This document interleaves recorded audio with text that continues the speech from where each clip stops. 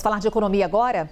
Banco Central acaba de divulgar a ata da última reunião do Comitê de Política Monetária, que decidiu cortar a taxa básica de juros em 0,25 ponto percentual, Selic hoje em 14% ao ano. Vitor Irajá já está com a gente aqui, já fizemos a troca rápida. Vitor, atentos aqui aos principais pontos dessa ata e ao detalhamento dessa decisão do Comitê de Política Monetária do Banco Central. Porque aquilo, né, Vitor? No comunicado, já tínhamos dúvidas sobre o que o comitê faria na próxima reunião e com a ata do Copom seguimos com esse mesmo ponto de interrogação. Seguimos com esse mesmo ponto de interrogação, Carol, até porque o Banco Central e o Comitê de Política Monetária se mostram bastante dependentes de dados.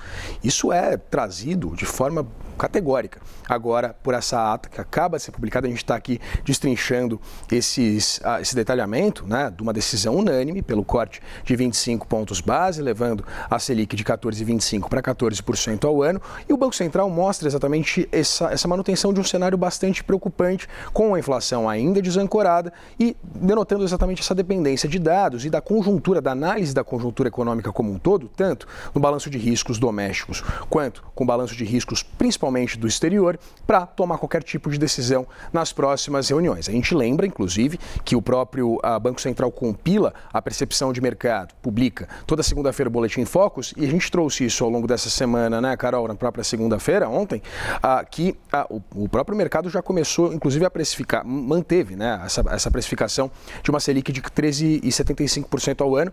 Foi uma projeção que veio depois, inclusive, dessa decisão do Comitê de Política Monetária, e a gente destacou alguns pontos aqui sobre essa ata, né? Citando exatamente como eu disse, o ambiente externo ainda bastante incerto, denotando exatamente esse componente de risco inflacionário para o Comitê de Política Monetária tocar a condução exatamente da política de juros no país. Temos aqui o horizonte relevante, que é para onde o Banco Central olha quando ele toma qualquer tipo de decisão a respeito de juros. Ele olha para o comportamento inflacionário, a projeção da inflação para determinado período. E a gente vê exatamente esse horizonte rolando. Em junho, era o quarto trimestre de 2027, com uma projeção de 3,7% de inflação, ou seja, ainda desancorada. A gente lembra que o Banco Central persegue a meta de 3%. Tem a banda de tolerância de 1,5 ponto para cima ou para baixo, né? Então, considera-se que se o Brasil tiver uma inflação de 4,5%, o Banco Central teria cumprido com a sua função de controlar a inflação, mas se a gente olha agora para o horizonte relevante, que está no primeiro trimestre de 2028, essa inflação, essa projeção de inflação é de 3,2%, ou seja, está muito próximo do centro da meta, mas ainda levemente desancorado. Todos os membros concluíram, portanto, que essas expectativas desancoradas exigem uma restrição monetária maior e por mais tempo. São os mesmos 7 membros que votaram, inclusive, para cortar 25 pontos dos juros. Aponta esse balanço de riscos que eu trazia, essa série de componentes inalterado. Ainda há guerra no Oriente Médio, ainda há descontrole fiscal. O Comitê de Política Monetária, é claro, a mostrar também que não há uma avidez por parte dos formuladores de política pública, do governo, do Congresso Nacional, em realizar ajustes fiscais robustos. Isso é muito claro pela ata do Copom. Tem um trecho aqui que fala em magnitude do ciclo de calibração, que inclusive some aqui o que o Banco Central usa, né? Quando eu digo que a gente olha a lupa mesmo.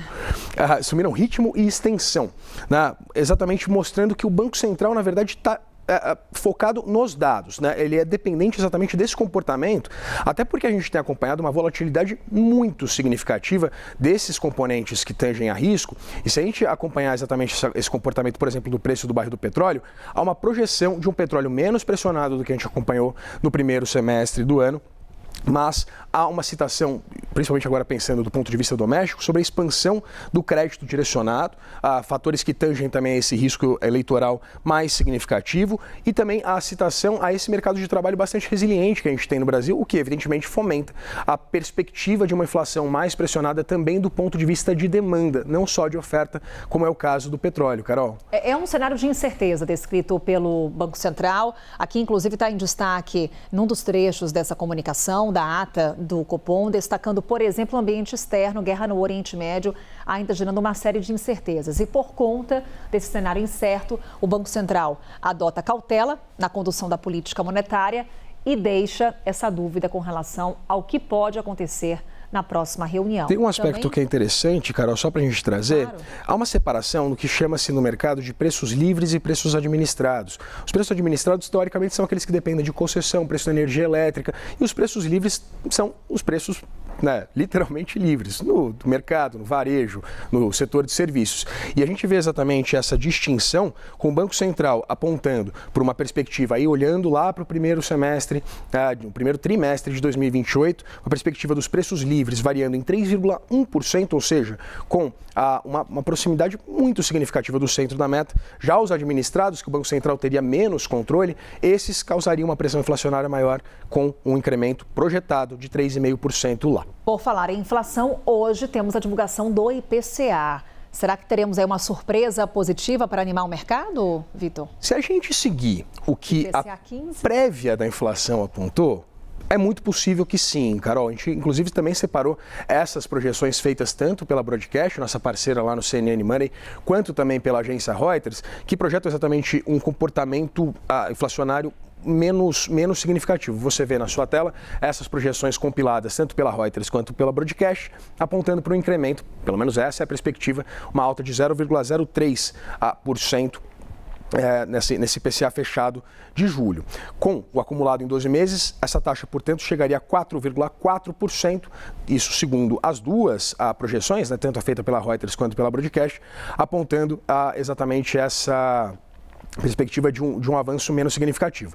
O IPCA 15, a gente tinha uma leitura anterior do mercado de um avanço de 0,2%, mas o que a gente acompanhou, na verdade, foi um avanço menos significativo dos preços, o que surpreendeu o mercado e foi ele, inclusive, Carol, que provocou o próprio mercado como um todo no Boletim Focus a precificar mais um corte da taxa básica de juros, levando a Selic no final do ano a 13,75% ao ano. Então, a gente tem essa leitura de uma perspectiva de um avanço menos significativo dos preços, que evidentemente facilitaria o trabalho do Banco Central em trazer essa inflação para a meta. Lembrando, novamente, centro da meta de 3%, 4,5% de teto de tolerância para considerar-se que o Banco Central cumpriu essa meta. Os resultados dos primeiros 15 dias, que é o que a gente fala IPCA 15, essa prévia da inflação, é de fato animando, veio muito abaixo das projeções, como o Irajá colocava para a gente.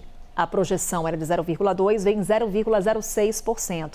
Então, alimentos pode puxar esse resultado para baixo, é o que a gente pode conferir com a divulgação dos dados da manhã de hoje. E o Irajá vai trazer em Breaking News aqui na programação, certo? Lá na programação do CNN Money. É isso, é o Vitor Irajá aqui com a gente no Novo Dia e também no CNN Money. Valeu, Vitor. Obrigado, Carol. Bom dia. Trabalho.